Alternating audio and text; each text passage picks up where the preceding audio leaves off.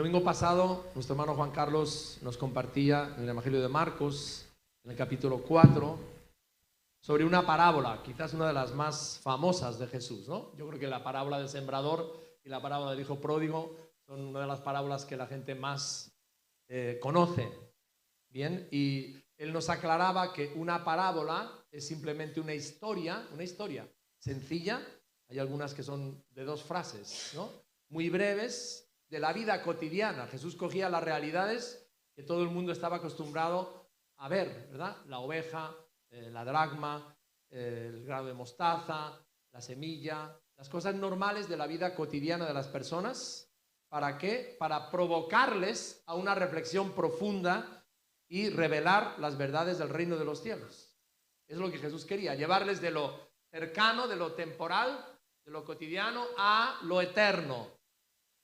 Y para eso Jesús hacía las parábolas, ¿no? Provocarnos también a nosotros hoy a una reflexión profunda para que podamos entender y recibir las verdades del reino de los cielos. Pero Jesús matiza algo, ¿no? Para aquellos que están dispuestos a oír. Por eso la parábola del sembrador diferencia 4 terrenos, 4 clases de corazones, 4 actitudes a la hora de recibir la palabra. El corazón duro, donde la palabra no puede penetrar a causa del orgullo, la dureza, el pecado deliberado, la rebeldía o el resentimiento. Ahí cae la palabra, pero el diablo se la lleva y se la roba.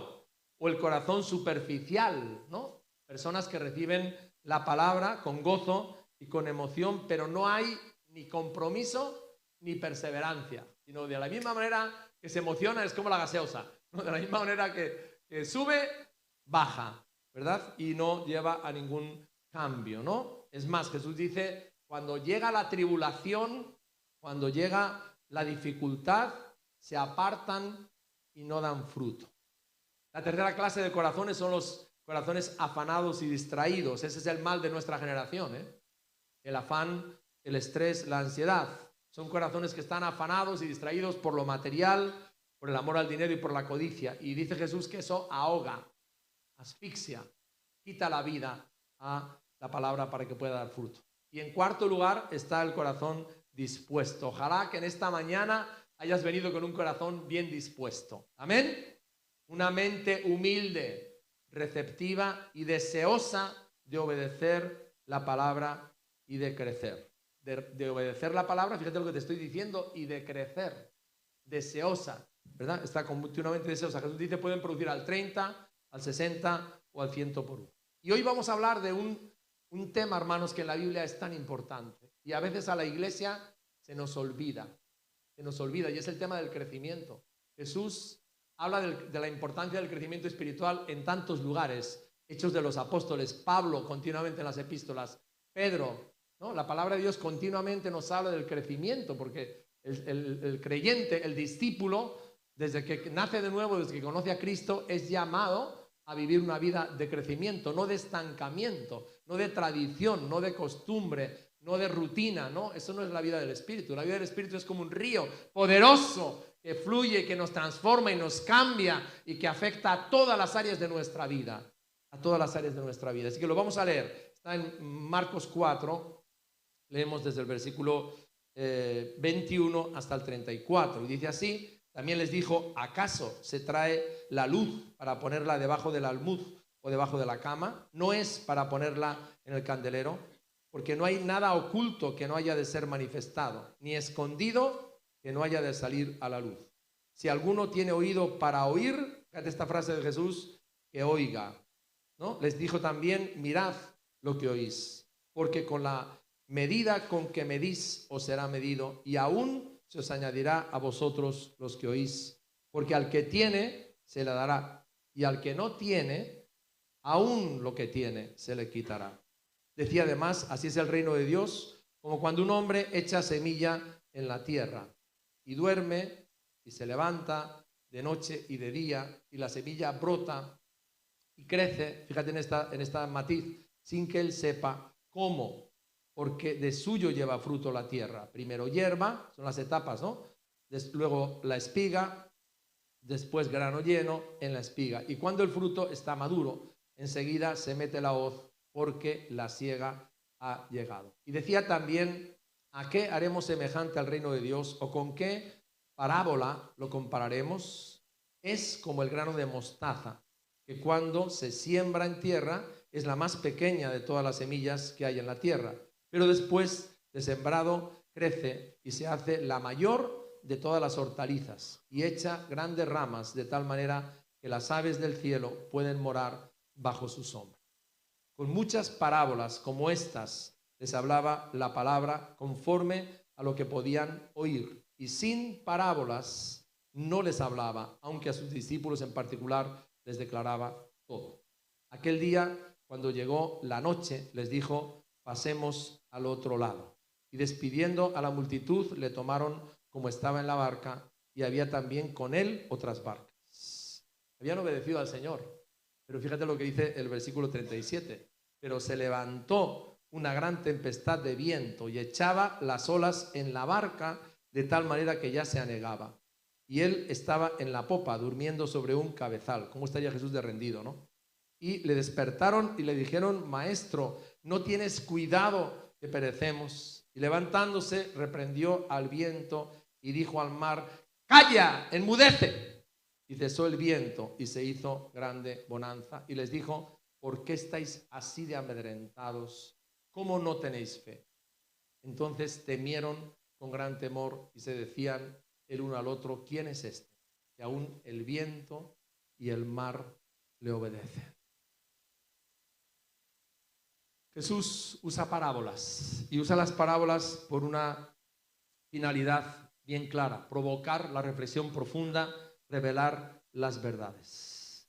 Y los versículos que hemos leído ahora están conectados del 21 al 25, del 33 al 34, con esta verdad, ¿no? El Señor quiere revelar su reino, ¿no? Él quiere revelar su reino a todos los que están dispuestos a recibirlo, ¿sí? Entonces, a pesar de la dureza del corazón y de la apatía de la humanidad, fijaros, Dios ha manifestado, ha revelado el reino de Dios en Cristo, porque Jesús declaró: yo soy la luz del mundo. Dios no ha escondido su reino, Dios no ha escondido su luz, ¿no? Sino que la ha manifestado a todos, ¿no? Porque Jesús es la lámpara, ¿no?, para toda la humanidad que ha traído el reino de Dios al mundo.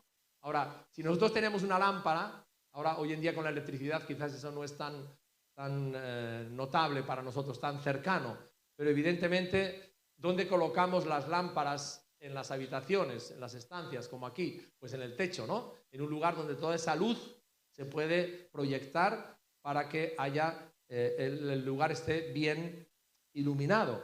Bien, entonces Jesús dice: vosotros no ponéis una lámpara debajo de un almud. Vale, ¿qué era un almud? Un almud era como una especie de instrumento cuadrado, ¿no? Que servía para medir el grano. Y no solamente servía para medir el grano, el trigo, la cebada, etcétera, sino también servía para colocar la lámpara. Yo recuerdo de pequeño que íbamos a una bodega donde se hacía el vino y a la puerta de la bodega estaba el candil. Entonces, lo primero que había que hacer al entrar, porque la bodega era oscura, era tener aceite, llenar el depósito del candil y prender el candil.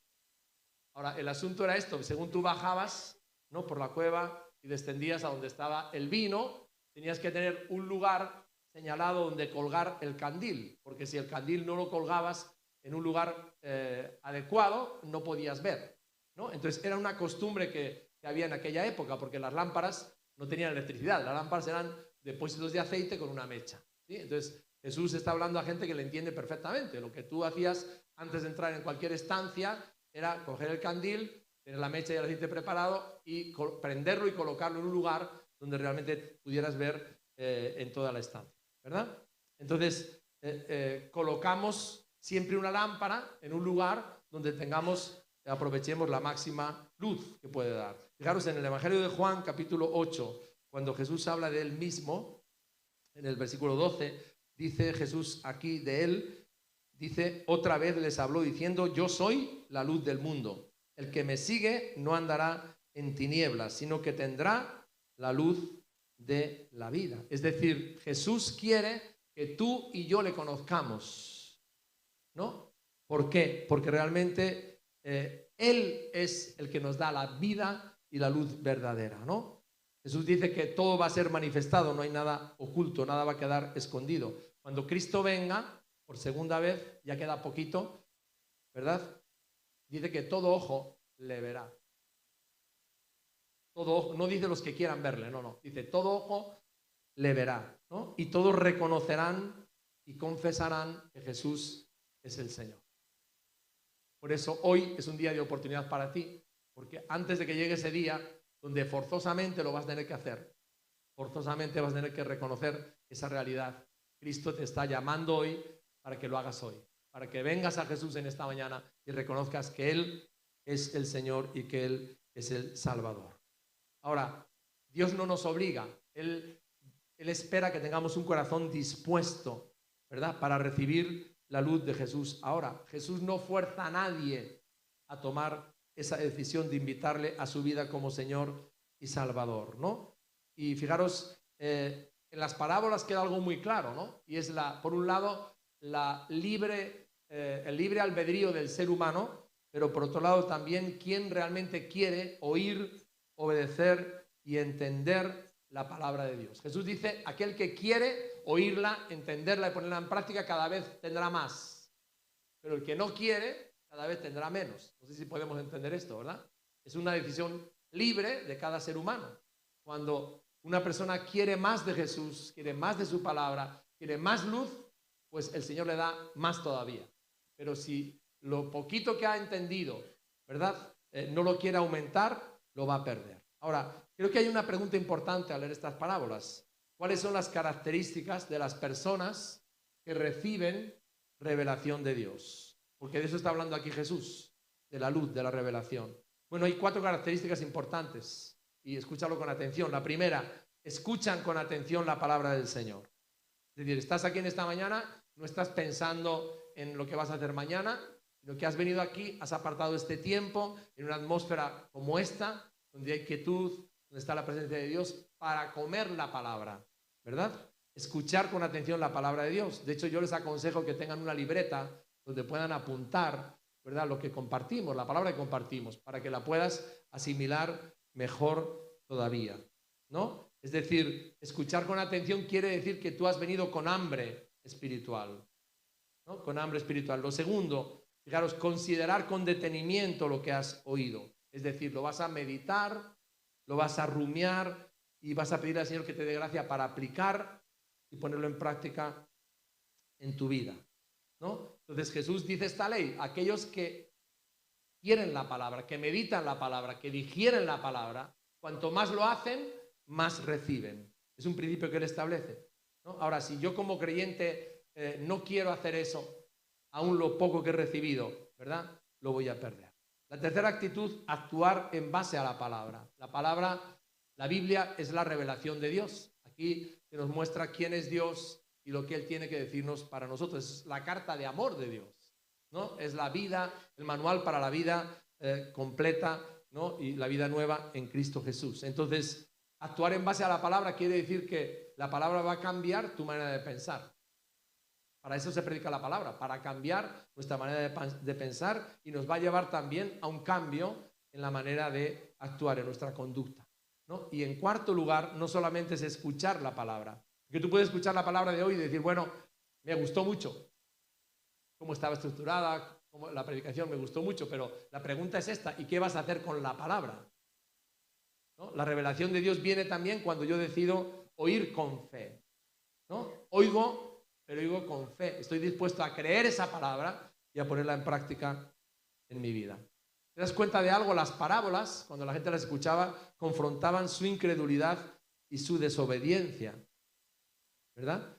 Entonces Jesús dice que muchos de los que estaban escuchando eran personas realmente que estaban ciegos a su significado espiritual. Oían la parábola, ¿no?, pero no captaban su sentido por la actitud que había en su corazón. Sin embargo, nos dice Jesús aquí que los discípulos tenían otra actitud. La actitud de los discípulos, ¿cuál era? Era que estaban sedientos y deseosos de obedecer la verdad, y por eso, por esa sed que tenían, Dios les daba más. Te das cuenta que Jesús les explicaba aparte, ¿no?, las parábolas. ¿Por qué? Por la actitud que tenían en ellos, de estar sedientos y deseosos de obedecer la verdad de Dios. ¿Bien? Así que ese es el primer aspecto que vemos en estos versículos, ¿no? El reino de Dios se ha manifestado. Cristo es la luz del mundo y Él se ha revelado. El segundo aspecto que vemos aquí es el crecimiento. El reino de los cielos crece. Y para entender esto es muy fácil si pensamos en nuestros niños, ¿no? Cuando tenemos niños pequeños, pues uno está siempre pendiente sobre todo de que el niño esté sano, ¿no? Es decir, sabemos que si un niño está enfermo permanentemente, ese niño no va a crecer, no se va a desarrollar. Entonces lo primero es que esté sano. Y sabemos que si está sano y lleva una vida normal, ¿no? de comer, de dormir, de lavarse los dientes, etcétera, etcétera, pues él va a tener un crecimiento, ¿no? Entonces, todo organismo vivo que esté sano y equilibrado va a crecer de una forma natural. No hay que darle pastillas especiales para el crecimiento, ¿no?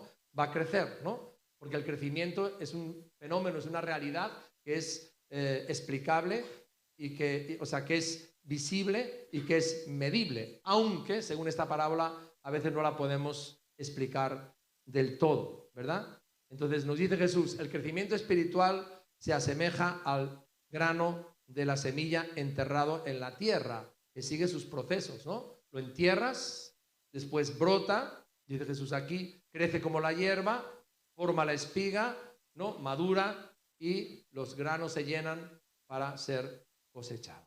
Y esta parábola, hermanos y amigos, es tan sencilla. Me estoy refiriendo a los versículos que van del 26 al 29, ¿vale? Para que no te pierdas en el texto. Es una parábola tan sencilla. Toda la gente que escuchaba a Jesús, que vivían en el campo, estaban acostumbrados a ver eso, a ver que en octubre, ¿no? el labrador depositaba, cuando venían las lluvias, la semilla, y la semilla, el grano de trigo, de cebada, de cereal, iba pasando por estas etapas. Entonces el crecimiento, aunque ellos no lo podían explicar, pero era una realidad cotidiana que estaban presenciando de una forma continua, ¿verdad?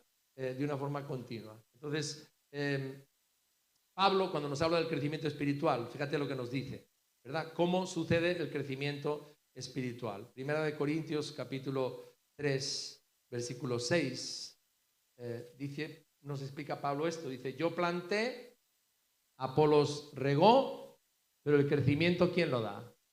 El Señor. ¿Quién produce el crecimiento verdadero de la iglesia? No el artificial, no, el crecimiento verdadero que perdura, que se sostiene y que trae cambios duraderos a nuestras vidas. Lo da el Señor. Así que ni el que planta es algo, ni el que riega, sino Dios que da el crecimiento.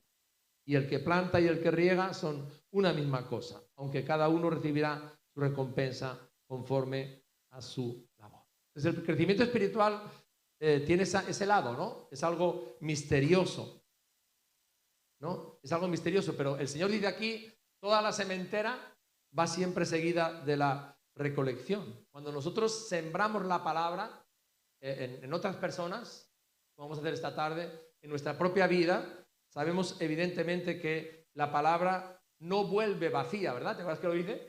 La palabra de Dios nunca vuelve vacía, sino que hace la obra para la cual ha sido enviada, ¿verdad? Si está plantada en una buena tierra, como hemos dicho esta mañana.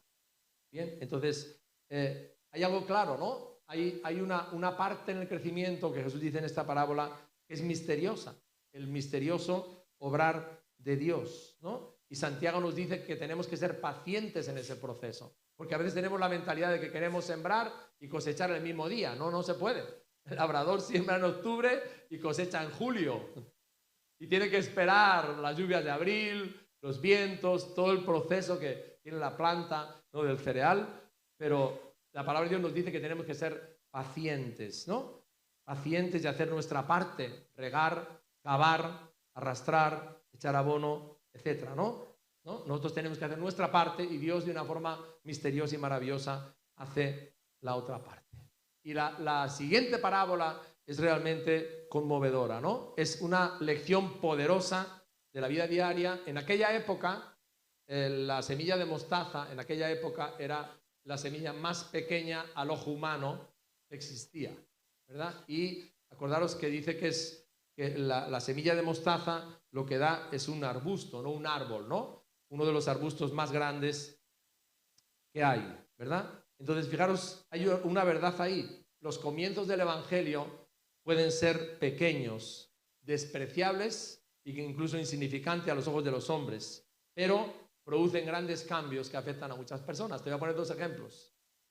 Cuando nuestro pastor fundador sintió el llamado de Dios, se vino de Alemania a Madrid y empezó a reunirse en un barrio que se llama Moratalaz, en un pisito pequeñito con 3 o 4 hermanas mayores ya, ¿verdad? Entonces, en ese momento, ¿quién iba a pensar, digamos, que Dios iba a multiplicar ese grano de mostaza en la forma en que Él lo ha hecho hoy?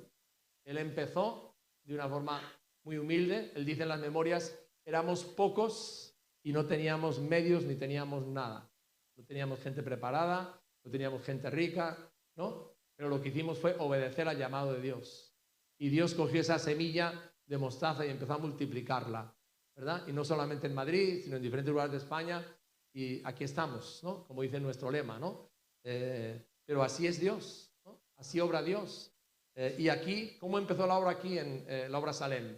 Igual, empezó con un jovencito, que creo que tenía 17, 18 años, Andoni, que escuchó del Evangelio en Málaga, en un viaje que hizo. Y llegó aquí y empezó a compartir con su familia. Y se reunieron 5 o 6 personas, porque conocéis Santurce, según uno sale de la estación de Renfe, hay unos edificios enfrente, en una boardilla, en un lugar súper humilde. Y lo que empezó de esa manera, como esa semilla de mostaza, ¿verdad? Dios lo ha bendecido y lo ha multiplicado hoy. Amén. Jesús dice, el reino de los cielos es como un grano de mostaza, ¿no? Y eso enfatiza el crecimiento, ¿no?, que Dios da a su obra, ¿no? Y el poder que tiene el Evangelio para influir, ¿no?, a tantas otras personas. Es un crecimiento extensivo, ¿no? Y lo cierto es que es impresionante que siendo una parábola tan breve, ¿no?, tan cortita, sin embargo, está tan condensada, ¿no?, la enseñanza y la realidad del reino de Dios que esta parábola ejemplifica. En Daniel y en Ezequiel, quiero leer 2 textos que explican la parábola de mostaza. Vamos a Daniel capítulo 2, cuando está hablando del último tiempo, cuando está hablando del surgimiento de la iglesia, de lo que Dios va a hacer, ¿no?, en el tiempo en el que estamos ahora, en los últimos días. Fijaros en el capítulo 2, versículo 44 de Daniel, dice así lo que Dios le mostró. En los días de estos reyes, el Dios del cielo levantará un reino que no será jamás destruido, ni será el reino dejado a otro pueblo. Desmenuzará y consumirá a todos estos reinos, pero Él permanecerá para siempre. Cuando la iglesia empezó frente al Imperio Romano, que era un monstruo político, militar, etcétera, los cristianos eran encarcelados. Ese grupito, esa secta, ¿verdad?, despreciable que estaba ahí. Pero esa secta, ese grupo de discípulos comprometidos con Cristo, transformaron completamente todo el mundo conocido. Eso es lo que habla Daniel aquí. Y en el capítulo 4, versículo 12, dice: su follaje era hermoso y su fruto abundante, y había en él alimento para todos. Debajo de él se ponían a la sombra las bestias del campo, y en sus ramas hacían morada las aves del cielo, y se mantenía de él toda carne. Y en Ezequiel está hablando también de este tiempo final, de la cosecha, de la multiplicación del reino de Dios. Y dice en el capítulo 17 de Ezequiel, versículo 23. Dice así, Ezequiel 17, 23. Dice: en el monte alto de Israel lo plantaré, y alzará ramas y dará fruto, y se hará magnífico cedro, y habitarán debajo de él todas las aves de toda especie, a la sombra de sus ramas habitarán. Entonces, la realidad de la historia es que el Evangelio de Cristo, el Evangelio predicado por Jesús y sus apóstoles y su iglesia, que parecía pequeño, parecía sin importancia y despreciable, sin embargo, ha transformado millones de vidas, ha transformado familias, ha transformado regiones, ha transformado países y sigue creciendo. Amén. Hasta que Él regrese. Creo que estamos en la parte de la historia de la iglesia más apasionante que hemos vivido, ¿no? Porque la palabra de Dios nos dice que antes de que Él venga, el Evangelio ha de ser predicado a todas las naciones y entonces vendrá el fin. Luego, por tanto, delante de nosotros todavía, en estos tiempos convulsos, hay una gran cosecha. Amén. Y en tercer lugar, nuestra fe crece en medio de la adversidad. Fijaros, Jesús les acaba de explicar la importancia de tener un corazón sediento y dispuesto para recibir y obedecer la palabra de Dios. Les ha hablado de la importancia de mantenernos creciendo en Cristo Jesús, ¿no? Permite algo que nos resulta chocante. Y es que Dios permite, Jesús permite que se vean inmersos en circunstancias adversas para forzarles a desarrollar su fe y a crecer. Y eso nos pasa a todos los que estamos aquí. Si todavía no te ha pasado, te va a pasar. Porque en la vida humana las pruebas y las tempestades son parte. ¿Te acuerdas que los discípulos obedecieron? No estaban desobedeciendo los discípulos. No estaban obedeciendo lo que Jesús les había mandado. Y de repente, en ese acto de obediencia, en la mitad del transcurso se levanta una tempestad. El mar de Galilea, si has visto la geografía, tiene una peculiaridad y es que está como en medio de las montañas como una especie de hoyo. Y hay unas corrientes de aire impresionantes, ¿no? Entonces, lo que tiene este mar es que en un segundo, ¿no?, se arma una terrible tempestad, ¿no? Y esto es lo que los discípulos viven. Entonces, recuerda una cosa, para que tú y yo crezcamos, que es lo que el Señor quiere, acuérdate que no le elegiste tú a Jesús, Él te eligió a ti y te ha puesto para que vayas y des mucho fruto y ese fruto permanezca. Y si estás dando fruto solo, recuerda que Él te va a podar para que des más fruto. Eso es lo que la palabra dice y lo que yo te tengo que decir. Entonces Dios utiliza tres elementos para que crezcamos espiritualmente. Uno es la palabra, ¿no? El otro son las personas, los conflictos de relaciones. Quizás te ha puesto un jefe que, bueno, pues eso, está limando tu carácter, ¿no? Bien, las personas. Y en tercer lugar, las circunstancias adversas. Todas las circunstancias que llegan a nuestra vida tienen un significado espiritual. Te lo repito otra vez. Todas las circunstancias que llegan a nuestra vida tienen un significado espiritual. Es decir, no existe en la palabra de Dios ni las casualidades, ni las coincidencias, ni la suerte. No existe. Hay tanta gente que está todo el día con eso. ¿Verdad? Qué mala suerte tuve. ¿No? Pero en la palabra de Dios no cabe eso, ¿no? Sino que Dios nos muestra que Él usa todas las circunstancias adversas, todas las circunstancias de nuestra vida con un propósito espiritual. Vamos a leerlo. Romanos capítulo 8, versículo 28. Romanos 8, 28 y 29. Son versículos que quizás los has memorizado, sabes de memoria. Pues dice aquí, el Señor dice, y sabemos que a los que aman a Dios, todas las cosas les ayudan a bien. Esto es, a los que conforme a su propósito son llamados. Porque a los que antes conoció, también los predestinó para que fuesen hechos conforme a la imagen de su Hijo, para que Él sea el primogénito entre muchos hermanos. Es más, mira esta frase, para Jesús somos joyas talladas con el cincel de la adversidad.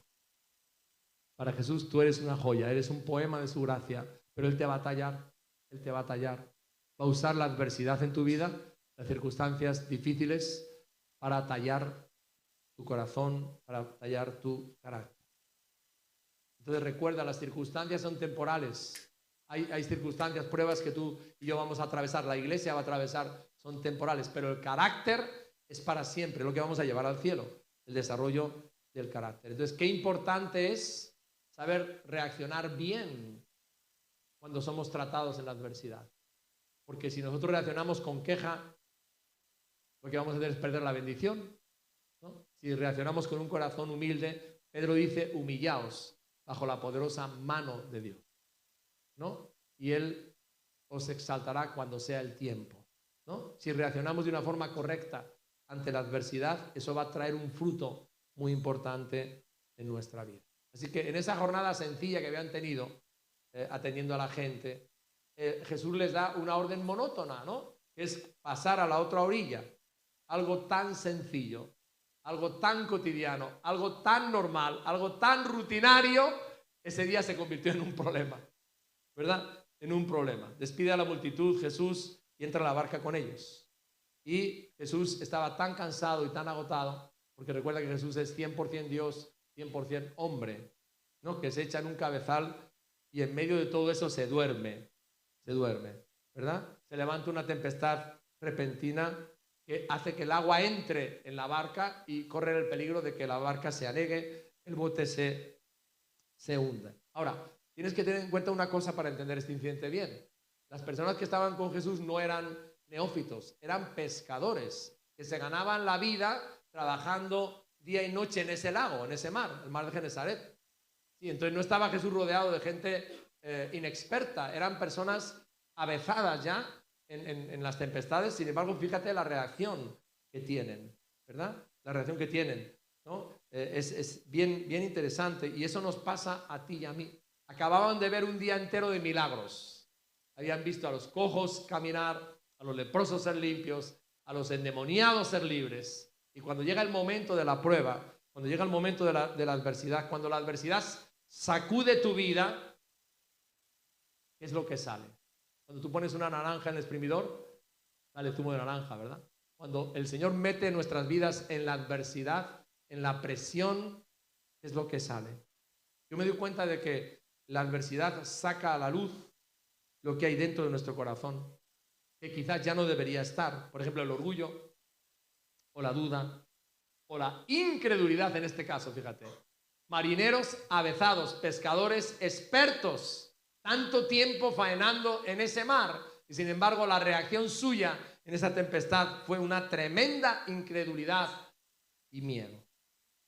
Lo segundo que nos pasa cuando pasamos por la adversidad es que de repente, después de haberlo leído tantas veces en la Biblia, tantas veces, te voy a decir 3 pensamientos que nos golpean como las olas la barca, ¿verdad? El primero es pensar que el Señor no tiene el control, que Él nos ha abandonado en lo que nos está sucediendo.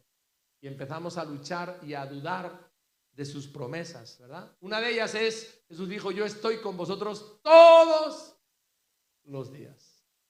Pero cuando entramos en la adversidad, hay veces que pensamos que ya no está con nosotros. ¿Por qué me está pasando eso a mí? La otra duda que nos entra es que dudamos de que Él realmente nos esté cuidando. Pero Él dijo, yo cuido de ti en toda circunstancia.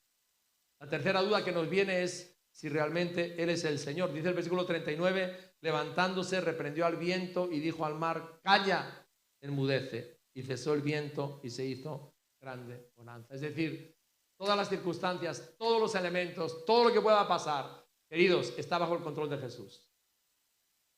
¿Sí? Porque cuando Él habló, cuando Él dio su voz, le obedecieron.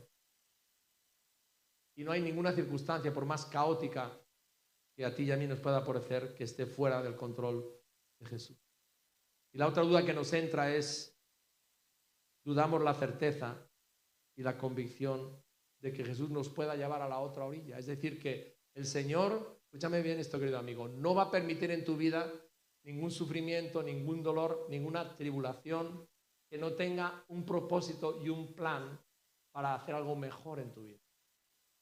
Te lo repito de nuevo, el Señor no va a permitir nunca en tu vida una tribulación, un sufrimiento, un dolor, incluso aunque tú no lo entiendas, ¿verdad?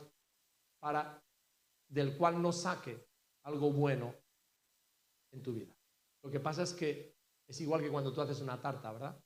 Cuando tú haces una tarta y la metes al horno, en la tarta hay harina, pero también hay levadura, también hay varios ingredientes crudos que saben muy mal. Pero cuando todo eso es horneado y cocinado, sale algo bien rico. Entonces Dios tiene que tratar con nosotros en la adversidad procesos. Y parte de las cosas que experimentamos en la adversidad son dolorosas. Son dolorosas, no nos gustan.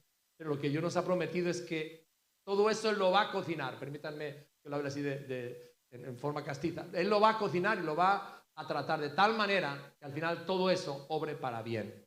Amén. De aquellos que aman al Señor. Ahora Jesús cuando ha calmado la tempestad, que le dice, versículo 40, ¿por qué estáis así de amedrentados? O sea, ¿por qué en medio de la adversidad, eso que sabéis, lo que acabáis de ver hoy, los milagros que me acabáis de ver, cómo todo eso se os ha evaporado. ¿Te acuerdas cuando murió Jesús? Les pasó igual, el Señor les había dicho, yo resucitaré al tercer día. Y todo se les olvidó. Eso es lo que hace la aflicción. Cuando entramos en la adversidad, se nos olvidan las promesas de Dios, ¿verdad? Y Jesús le dice, ¿por qué estáis así de amedrentados? ¿Cómo no tenéis fe? Entonces, un propósito muy importante cuando tú y yo pasamos por la adversidad es que el Señor quiere que tu fe crezca. Y Él sabe cómo tiene que hacer eso, ¿verdad? Porque acuérdate que el crecimiento lo da Dios, no lo produces tú. ¿Sí? Entonces, Él trata en la adversidad con nuestras vidas para que nuestra fe realmente pueda crecer. Y sin embargo, en el versículo 41 habla de otra clase de temor. Dice, temieron con gran temor y se decían el uno al otro, ¿quién es este? Estaban todo el día con Jesús, viendo a Jesús hacer milagros y no habían llegado a ese conocimiento íntimo y real de Él. ¿Quién es este que aun el viento y el mar le obedecen? ¿Verdad? Ese era un temor santo, porque de repente se apoderó de ellos algo impresionante cuando vieron a Jesús como hijo de Dios, como Dios, ¿no? Mandar callar al viento y a la tempestad. El temor, el miedo es del enemigo, nos paraliza y nos hace pensar que todo lo malo nos va a suceder. Pero el temor santo de Dios nos hace ver la grandeza, la majestad, el poder y la autoridad que tiene Jesús. Ese temor es el que Él quiere que tengas en tu corazón y que tengamos en nuestro corazón, ¿verdad? Jesucristo es Dios. Él es todopoderoso, Él tiene toda la autoridad, Él es el alfa y la omega, Él es el Salvador, el Redentor, aleluya, el todopoderoso. Gloria al nombre de Jesús. Y no hay ninguna circunstancia que pueda cambiar eso, ¿verdad? Entonces, qué tremendo, ¿no? Jesús tuvo que usar la tempestad para que pasaran dos cosas en la vida de los discípulos. Y Él va a usar las tempestades en tu vida, hermano, en la nuestra, en la vida de la iglesia también como cuerpo. También para que experimentemos esto. Primero, que descubramos la divinidad de Jesús y su poder sobre todas las circunstancias. Que lo descubramos, que lo vivamos, que lo experimentemos para que lo compartamos. Y lo segundo, crecer en una fe real, que tiene la certeza de que todas las promesas del Señor Jesús, dice el himno, viejo, son apoyo poderoso de mi fe. ¿Se acuerdan del himno?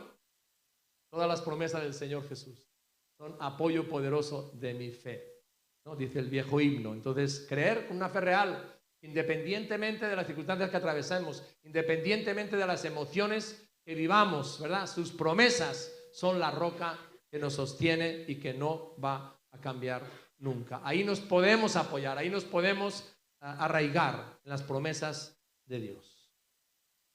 Así que, hermano, nuestra vida va a pasar por situaciones donde Cristo va a usarlas para que le conozcamos y conozcamos quién es Él, cuál es su carácter, cómo es su persona, cuáles son sus cualidades y cuál es su poder. ¿Quién es este? El viento y el mar le obedecen. Y quiero terminar, hermanos. Mientras tanto, el grupo de alabanza pasa aquí. El Señor, cuando tú has creído en Él, ¿verdad? Nos mete en un proceso, ¿no? Permanente de transformación y de cambio, ¿no? Y estos versículos de hoy nos enseñan varias cosas, ¿no? La primera es recibir la palabra de Dios. ¿Cómo estás? ¿Cómo estás en esto, hermano? ¿Hay en tu vida hambre de la palabra? ¿Estás cada día leyendo la palabra de Dios? ¿Estás compartiendo en tu casa, en tu hogar, con tu esposa, con tus hijos? ¿Le das tiempo a la palabra de Dios? Porque la palabra de Dios, cuando la recibimos, cuando la rumiamos, cuando la meditamos, cambia nuestra forma de pensar y cambia nuestra forma de actuar, renueva nuestra mente. Por tanto, en esta mañana yo quiero animarte a que le pidas a Dios un corazón sediento y hambriento de su palabra. Amén.